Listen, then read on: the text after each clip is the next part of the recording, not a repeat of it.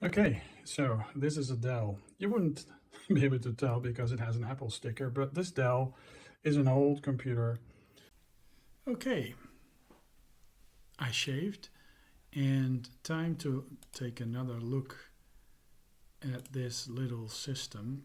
If you didn't see my prior video, I'm checking out emulation on the Latitude 5250, an older laptop which got replaced by a newer one, but using this as a great emulation device is actually quite cool.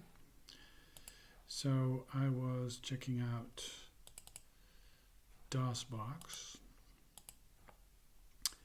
Now the CPU that this system is capable of doing well is the Pentium 166 MMX, and folder as hard drive, DOSBox, okay, oh, and then okay, and go to the C drive.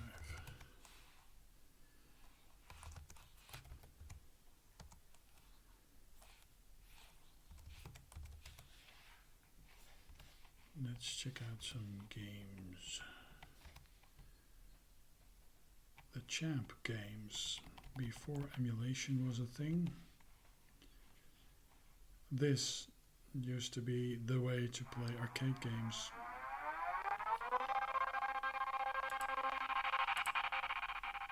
Arcade games on the PC.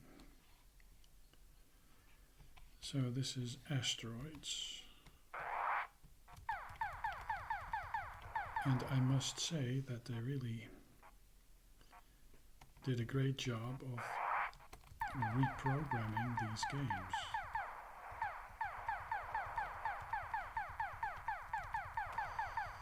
So this was in the time, around the time when MAME, the multiple arcade emulator, was a thing. So it's a very complete bit of software, and yeah, it was released as shareware, which of course ended up being payware. Nice way to get software back in the day. Centipede is another one of those games that they reprogrammed.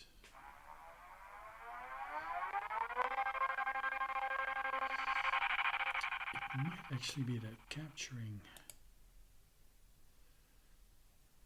Let's go to 133, because I was capturing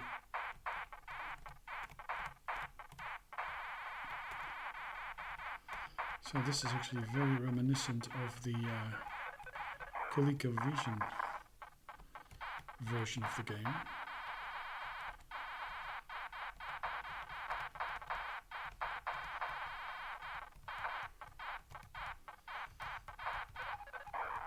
I'm not going to play it all, but this also comes with about 30 pages of instructions. So a very concise thing. Galagon, so Galagon and Galaxian both got this treatment.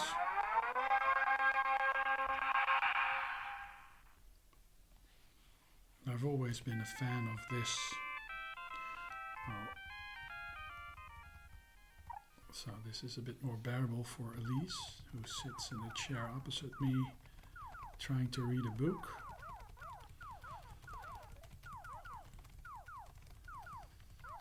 Now, mind you, I'm doing this while I'm out in the sticks.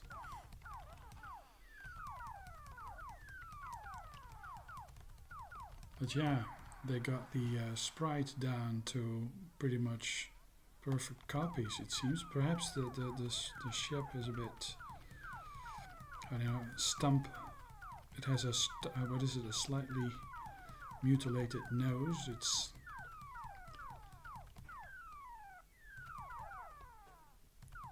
whoops, the explosions are pretty much identical, and also this one comes with only 8 pages of instructions. But I believe the scoring and the specials, they all are exactly like the arcade game.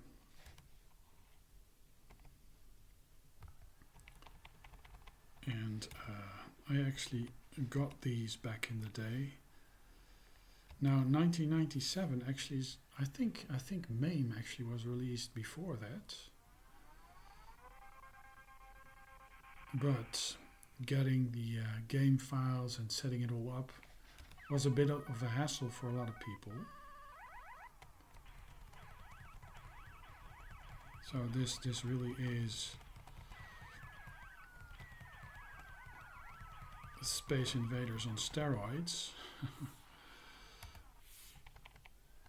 Again, the instructions, even 4. So yeah, so let's move through all these games. And let me see, Invaders, this is the Space Invaders, the mother of all shmups.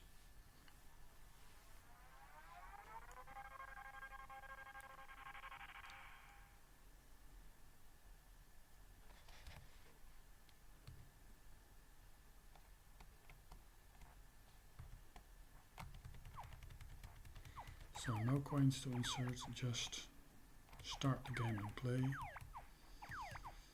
Now I must say, back in the day, on a 486 early Pentium machine, this really wasn't a bad deal. I never got into Space Invaders that much myself. I think it's a bit too repetitive, but ooh.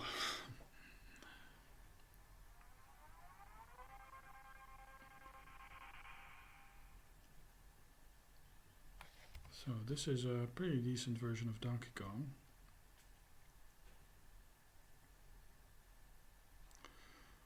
Although the monkey doesn't look fierce, he looks a bit sad. This is a fierce looking monkey with the grin, with the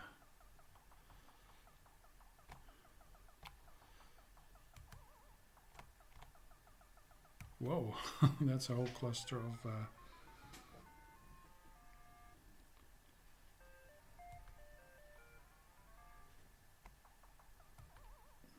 so yeah, and with running a system that is not as powerful as, you know, many of the other systems, you really need to tinker with the speed of the CPU you can reach with DOSBox.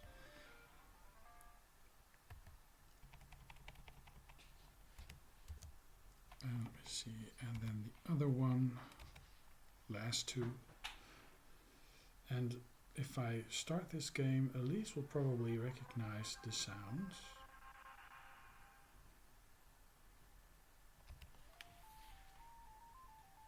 Looking at her, a slight smile and a nod, a nodding of yes, of the yes.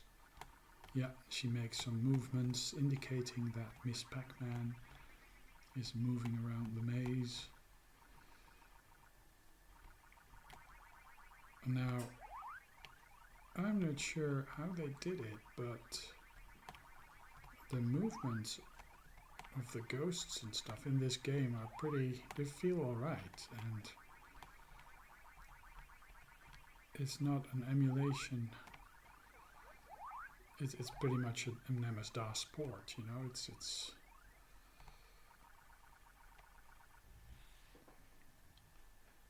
but they may have had some of the patterns programmed in. Most of the games you control with the cursor keys and then the control button.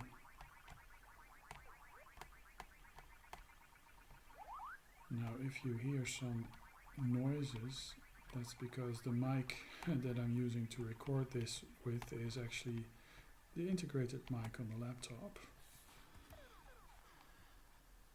Okay, so yeah, DOSBox is a really interesting way to just check out quite a fair few games. It is not as compatible as emulating an entire system, although it can, in some instances, I believe this version can also run Windows 98 or 95. So this is what Pac-Man really is like, down to the sounds and stuff. So these were available in the Netherlands for some time, these games, and then they just disappeared, and I'm curious whether or not there were any copyright issues with this, because these are pretty much exact same copies, and the fact that they put M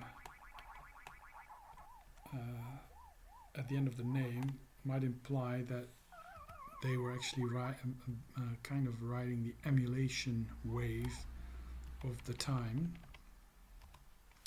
Now DOSBox actually is a great way to check out some early emulation. Let me see, Sparkade.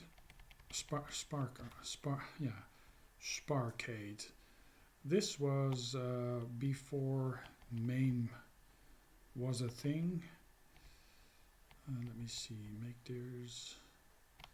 They have been made. So if I run arcade, so this basically is arcade emulation. Sparkade, Dave's arcade emulation, Dave Spicer. Now I do believe that I ended up finding a lot of the game files for it. So I'll show you some pre-MAME arcade emulation. Now this is a game that I played in Avifauna in high school. I only allowed myself to spend 2.5 guilders in gaming quarters when we visited the arcade, because it will be just the end of everything. And back home you could play the games, albeit in a different shape on the home computer systems. Bomb Jack, yeah, there's I couldn't find, back in the day even, I couldn't find the all the game files, all the necessary game files, because it would only work with specific versions of it. And back then there were dumps available for the games, but what wasn't taken into account was the fact that there were multiple versions of the arcade boards, and thus also multiple sets of the games. Now basically this just feels like this these champ games, only that these weren't programmed for the PC at all, but were actually arcade games running on arcade boards with the PC, mimicking what the arcade board would provide in an environment for the games to run. So, Centipede. Now, as you can see, these games, these champ games, were pretty close to the real deal. And I'm really curious about the backstory behind these. That the authors have access to these arcade machines. Domino Man, Frogger, yeah, Frogger. I would have loved to have seen a Frogger version of champ games.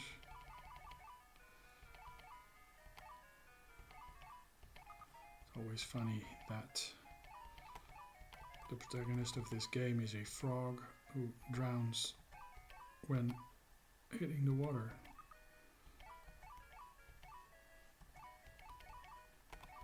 But we all accepted it. Whoops, there it goes. So Galaction, this is one of the games that the champ games also tried to emulate or simulate.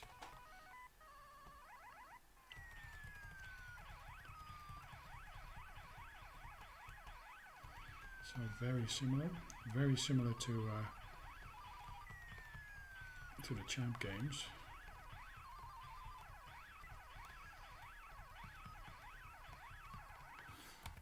And actually a lot of these arcade games, they collections, Galaga, oh Galaga is not there.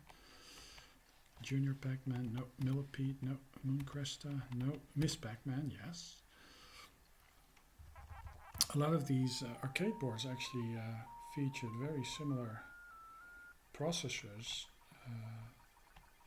that were also found in the home computer systems like the 6502, the Z80, but the graphics capabilities often were severely different, and there were some sound chips involved and stuff. But yeah, those home computer systems were often quite capable of recreating the arcade games, just like we saw in the arcade machines. But there often were limitations, color, sound limitations. Let me see, and the other one, oh, Nemesis, yeah, Nemesis. I was playing Nemesis on the MSX, Gradius, and the arcade game I had not seen before, so this was actually quite something to be able to play the arcade game, which is very similar to the games that you find on the NES and the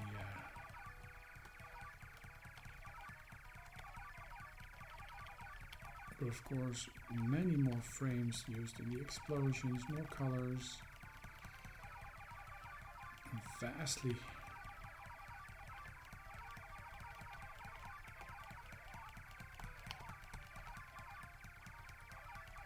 and it just moves at an incredible pace. Of course the aspect ratio is all wrong here. Let me see what else. Salamander, also one of the great arcade games.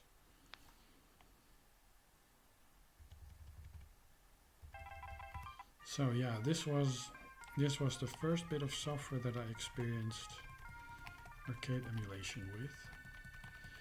Now this came in many different versions. The first versions only supported a few of the early games, but these were added much later.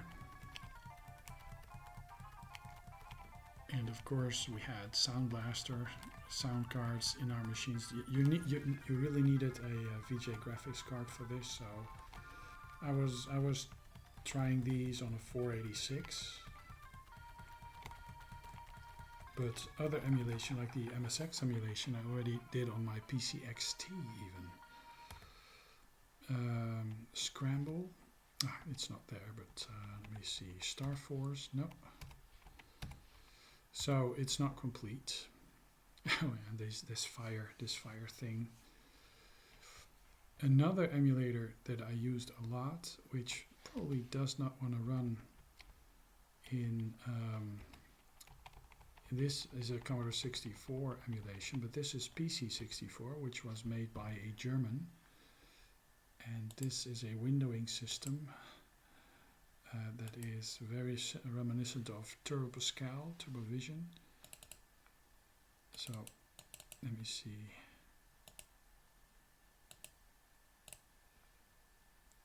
And then crack out. It's a picture. So this is a windowing, an MS-DOS based windowing system around Commodore 64 emulator, which is not as compatible as a lot of the others.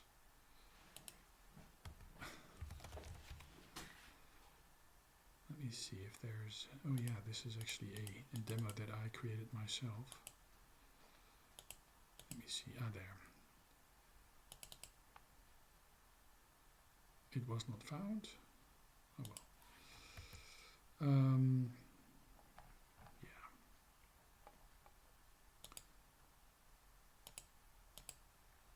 Exit.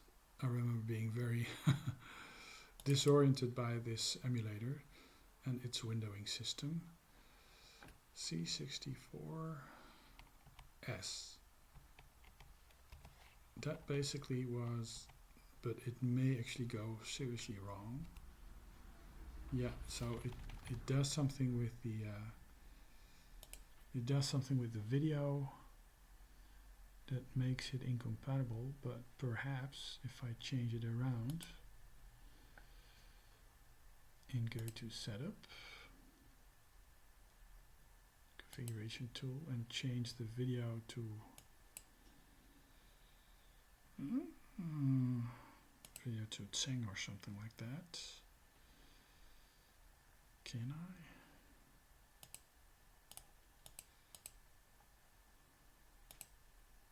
Video.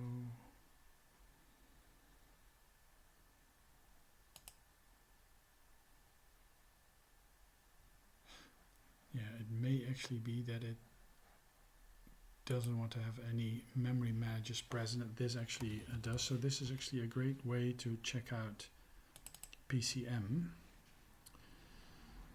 And PCEm is a complete PC emulator that I've shown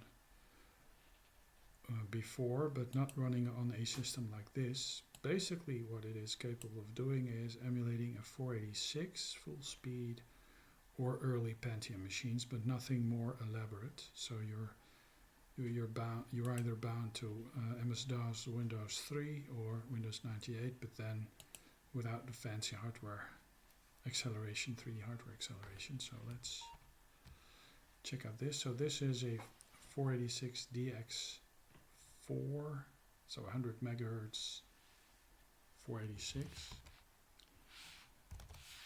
And this has a version of Windows for Workgroups. Now, never mind the aspect ratio. This is actually running on a higher resolution than the laptop's 13 something by 768.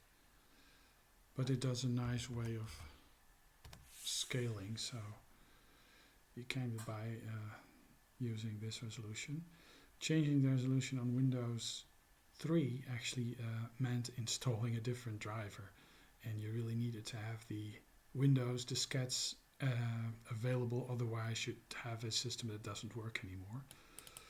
But yeah, this actually comes with an installment of Visual Basic even, so you can create early Windows applications. It comes with a version of Microsoft Office, so seeing Word 6 boot up, but it really hasn't changed that much. But yeah, imagine sitting in a coffee shop with this laptop, this black laptop with the Mac logo on it, and then running Windows 3.1 on it and typing something up in Word 6. Yeah, Excel. I hope Access is on there as well, because I used to teach SQL, and there's a version of SQL in this database which actually got used in some software I was involved in making. There's even a mist install. Oh, Maxis, yeah, there's this Sim Tower game. Now, before DirectX, games weren't really a thing on Windows because, well, you know, the graphics capabilities were pretty slow.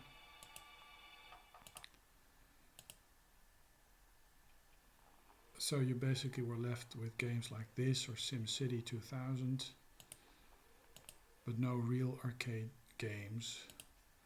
That changed with WinS and WinG, a way to standardize the way applications interfaced with the hardware.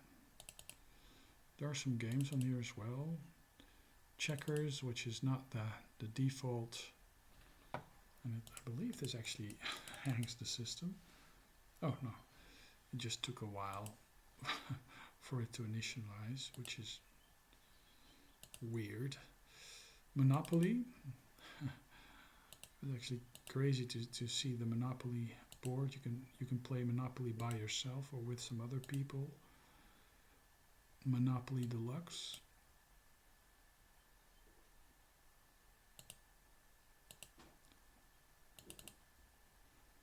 So yeah, this is just this whole, oh yeah, this audio station, the Voyetra audio station, which also is quite impressive. You have some sort of let me see if I can pull up a playlist. Demo. This and then tutor, drum, and demo, and then OK and play.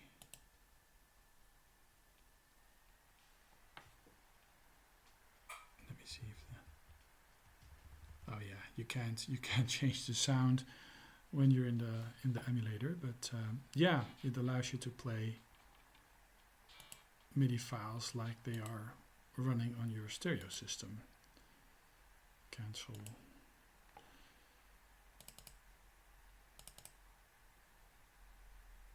Most of us were playing MS-DOS based games. It takes a while because it has to unload the network. Yeah, games. Most of them are Windows-based games on here. Suckerban. I believe this is a CJ game. CJ keyboard. Yep, this Suckerban game. A lot of us played. You were presented with an elevator. This dude can walk around. You can select play, and then you select the level you want to play.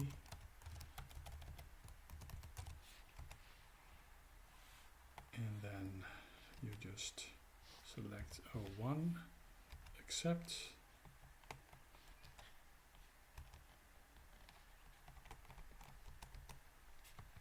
Yeah, I'm not sure if it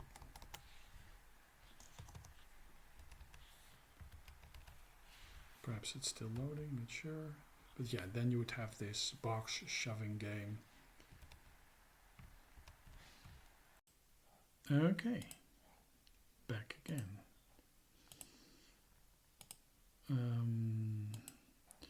So let's continue with PCEm. But then the socket M version. So this is a Voodoo 3 Pentium or AMD K6, 166 megahertz is about as fast as you can go on this. And because I'm using two versions of this, it seems that it wants to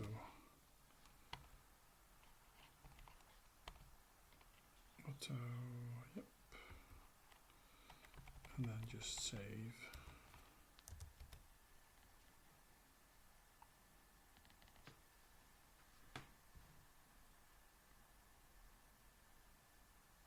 So basically running this emulator is like booting up one of these old PCs with the BIOS screen and the Energy Star logo, the counting of the memory and detecting the hard drives, and then this bar, this blue bar below Microsoft Windows.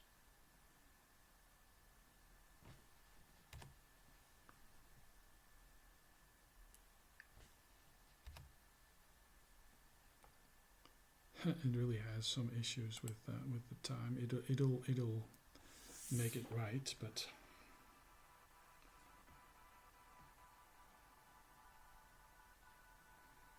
so yeah, and it still has issues. PCEm and 86 box, they emulate the complete system on pretty much a single thread, which doesn't make for a great Windows emulation, because you can, for example, try to run one of these benchmarks. I'll start one up.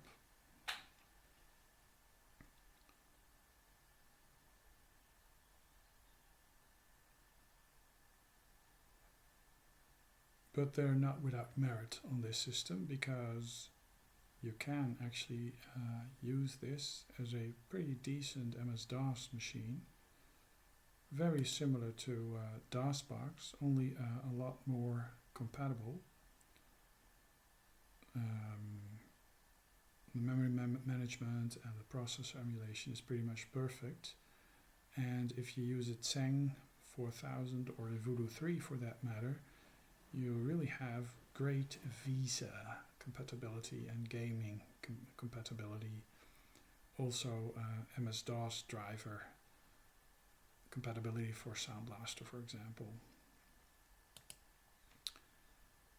which is very good if you are into older DOS gaming.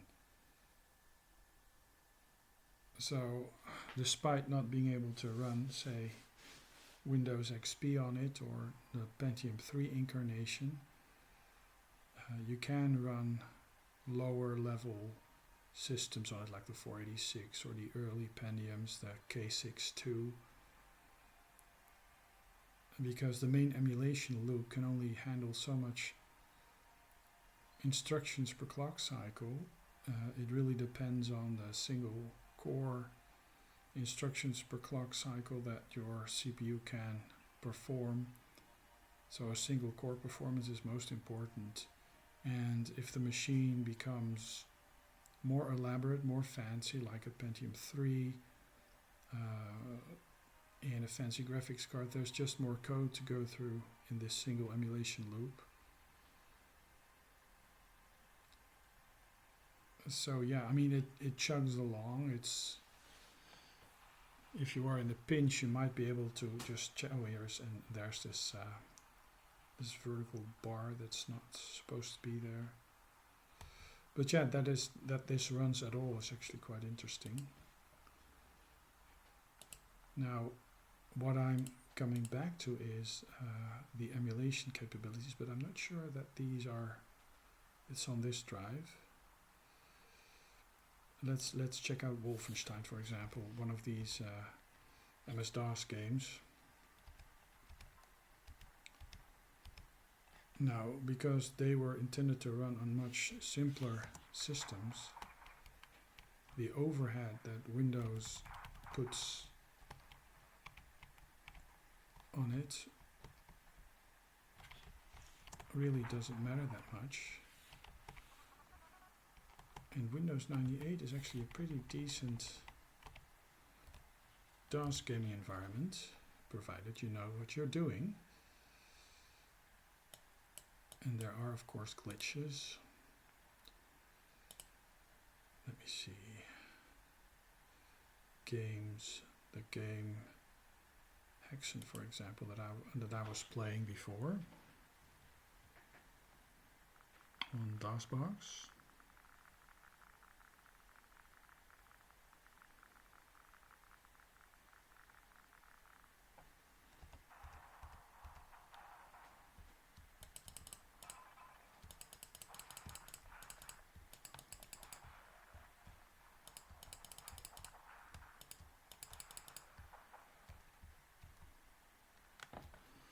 Yeah, it's not running as smoothly as, for example, Quake was, but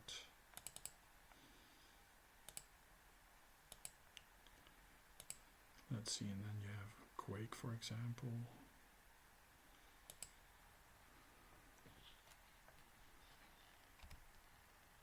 So this is set to a higher resolution. Let's see how this works. Yeah.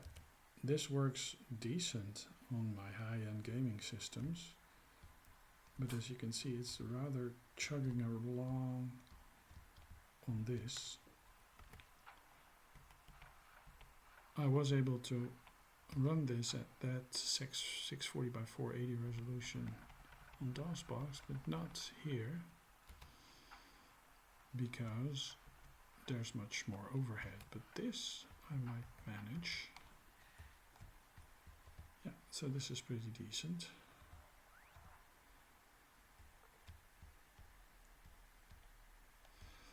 Now, for some reason, PCEmbox does do a great job with MS-DOS gaming. A PCEmbox, PCEm instead of DOSBox. So yeah.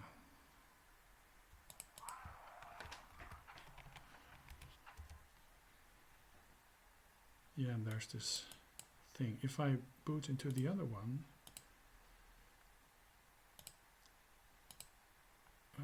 restart MS-DOS mode. This emulator that I was trying to run on DOSBox, which didn't want to run,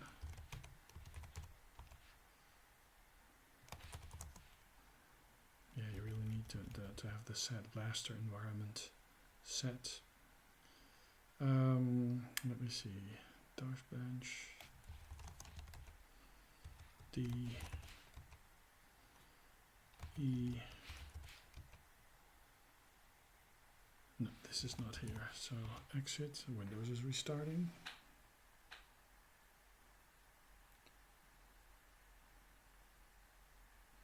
Yeah, this basically shows you that Windows 98 actually is running on top of Windows or MS-DOS, just like Windows 3.1 was. You can actually, I believe there's a file called boot.ini. I'll show you.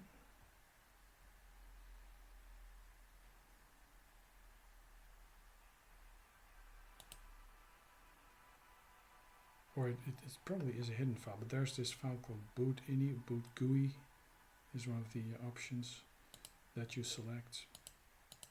Oh, I'm starting to MS-DOS mode. Let's turn this off. So now this is basically the same system, only with a larger hard drive. And it does feature that emulator, that MS-DOS emulator that I was running back in the day. I was normal. Something weird is going on. Let's boot it again.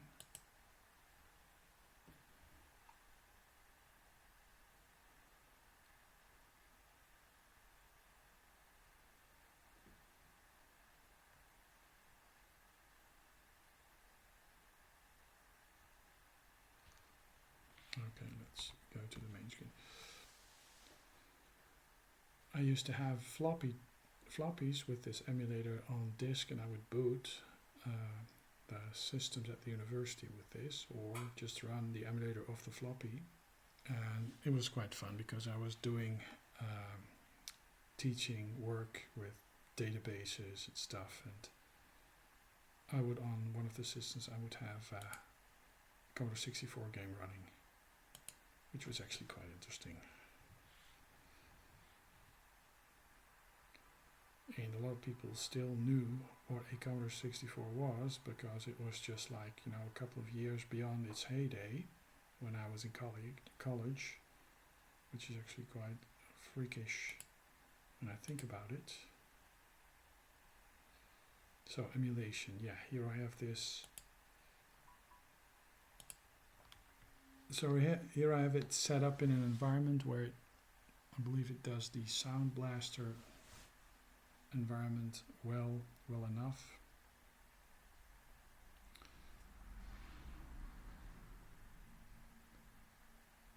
So yeah, this is cool. So this is one of the first, let me see, oops, 10 tape, test tape. I've got a lot of my own tapes.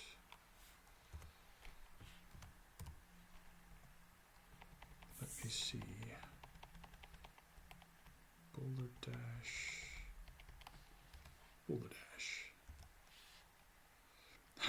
Yeah, and all these tape games give a load error. That's the version of this emulator. The game is loading properly, but there's no 1541 drive emulation, so you're basically stuck to a single game, single file games. But you can mount multiple file tape games, you can mount multiple file disk games.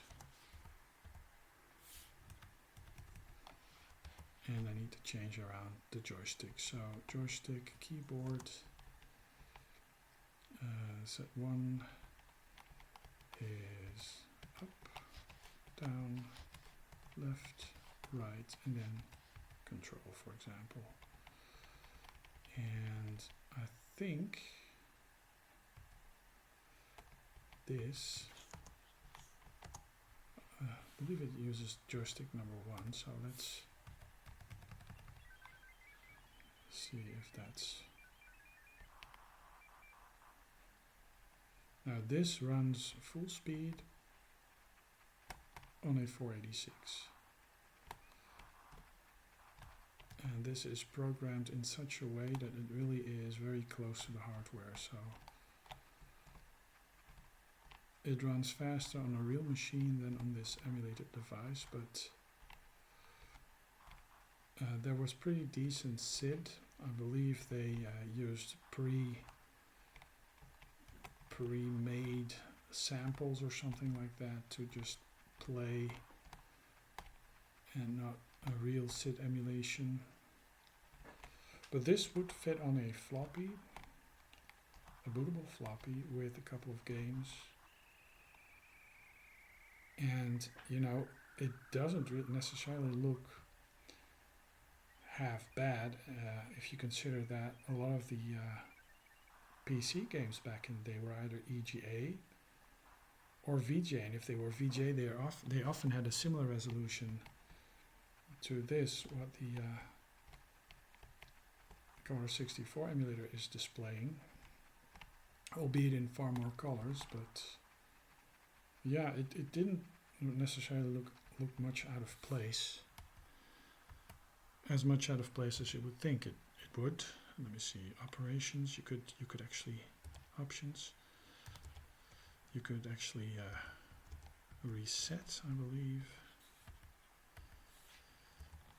Let me see, options, monitor, dump, no.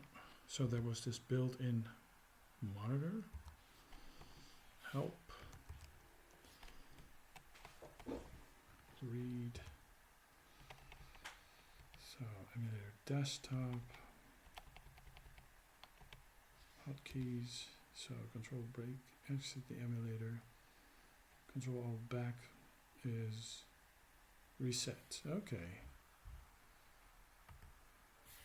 Control, yeah, and this resetted the machine, so let's go back.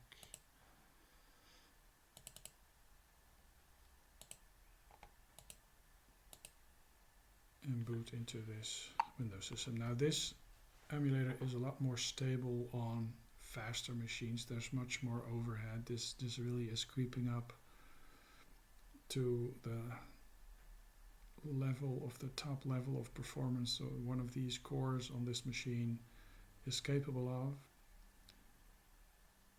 Also, what also is a fact is that I might not have put the performance scheduler on,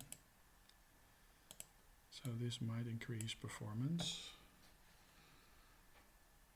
Yeah, so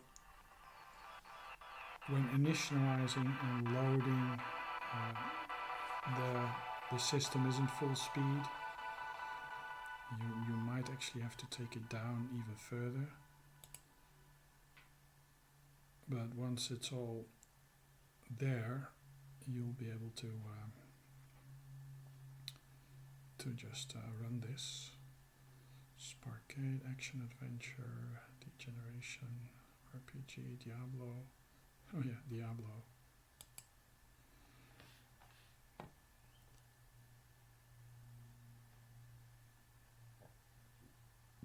Diablo is old. 1996.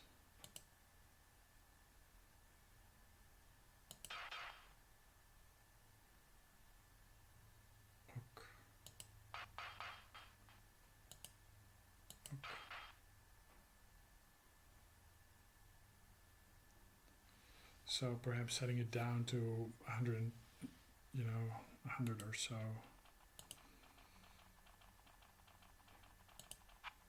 Quit.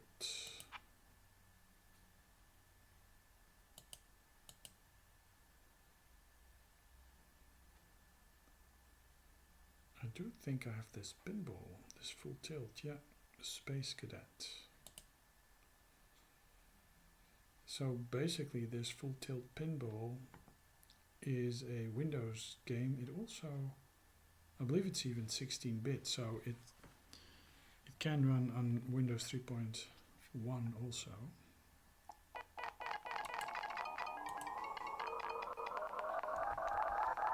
Oh.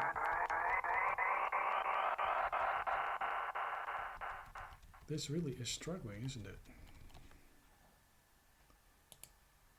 Let's see if I can just shut down and make this run a bit smoother.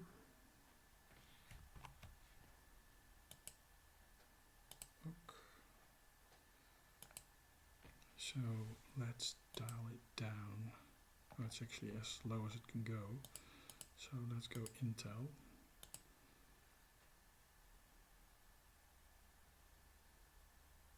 Let's say Pentium 75. People were running Windows and Windows 95 on those machines as well.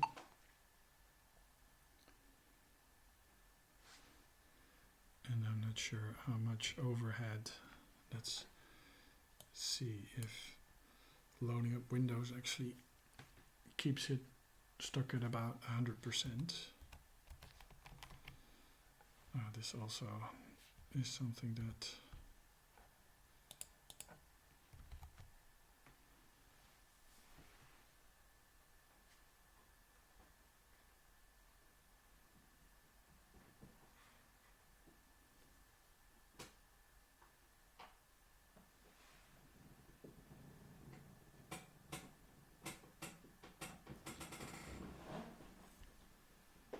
as the processor, emulated processor digests far less information, far less code, it would figure that PCEm would stick at 100% when doing its initialization and stuff. So it's just a matter of going low enough.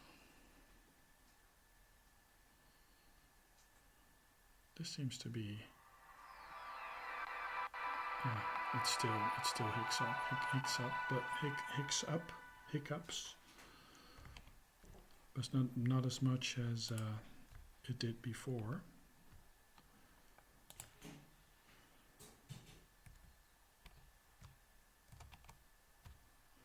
So let's see how responsive, for example, let's see, first person, Quake,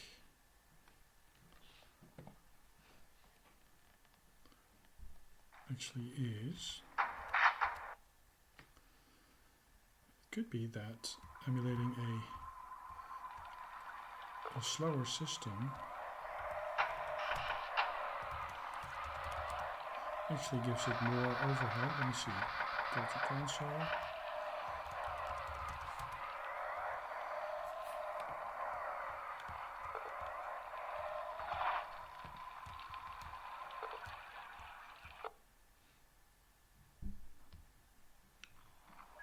So yeah, tinkering with old laptops.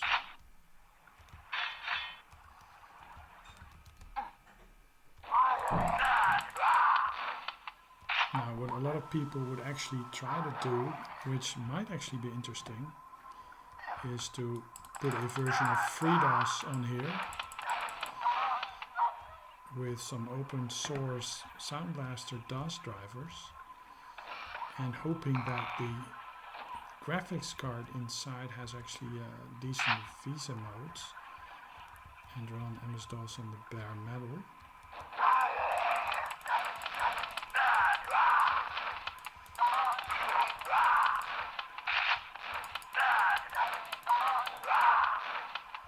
And DOSBox does a more fluid job, I think. Let me see, games.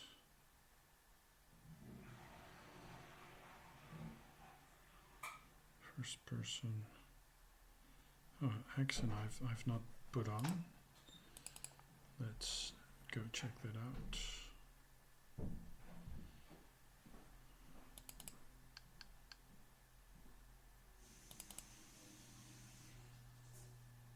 Axon.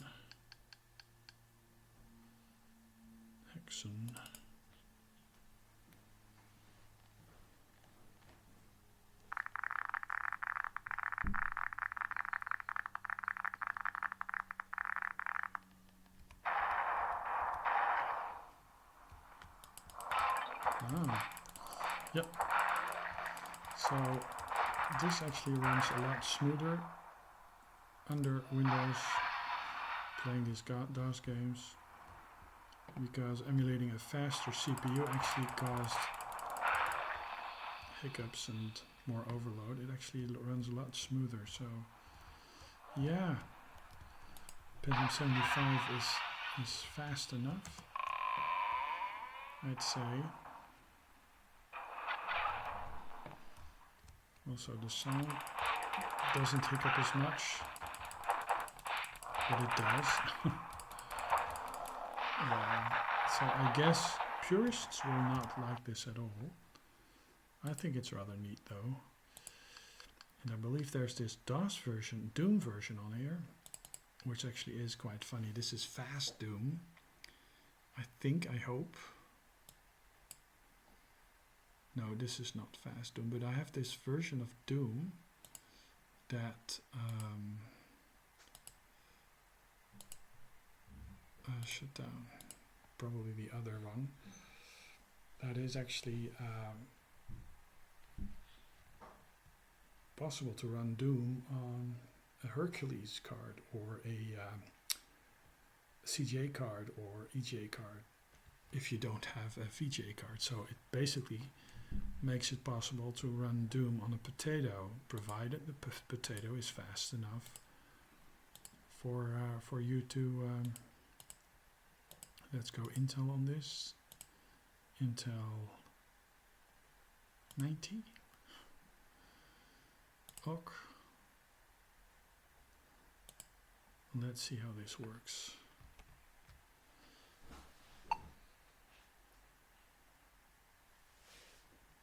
Now, back in the day, you would not be able to tinker around with your motherboard like that, just slapping a 90 in there. Yeah, I was building and flipping PCs back in the day, building Windows 95, 98 machines, selling them to my customers and making a bit of money. Me, myself, being able to keep up with the latest and greatest in hardware. These were pretty much my later days, though, because I actually stopped doing that.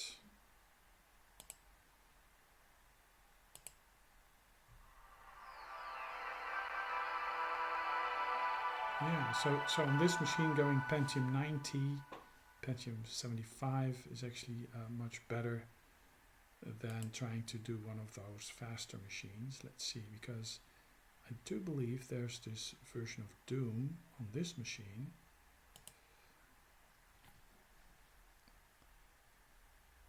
That actually is a bit different. Doom.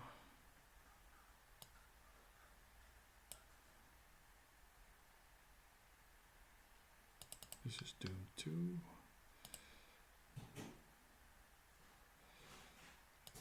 that is called Fast Doom or something like that, and that's the Potato Doom.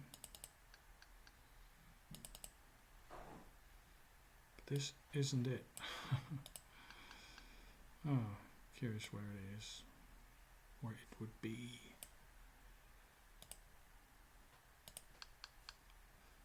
Oh yeah, this does do Sega Rally.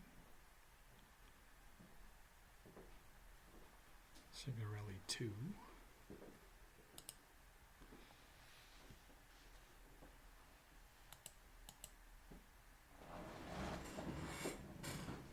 Doesn't matter if you make any noises. It's just throwaway. It's just a throwaway test video anyway. So you weren't to know.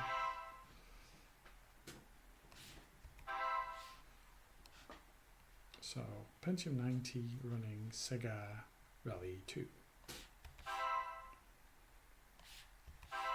with a Voodoo 3.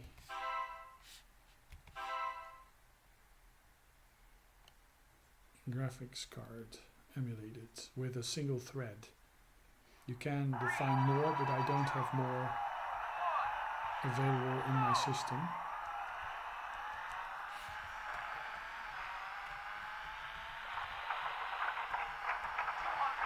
So yeah, this is not running full frame rate.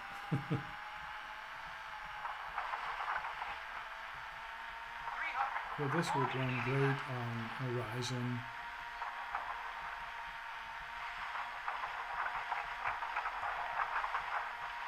But yeah, this PCEm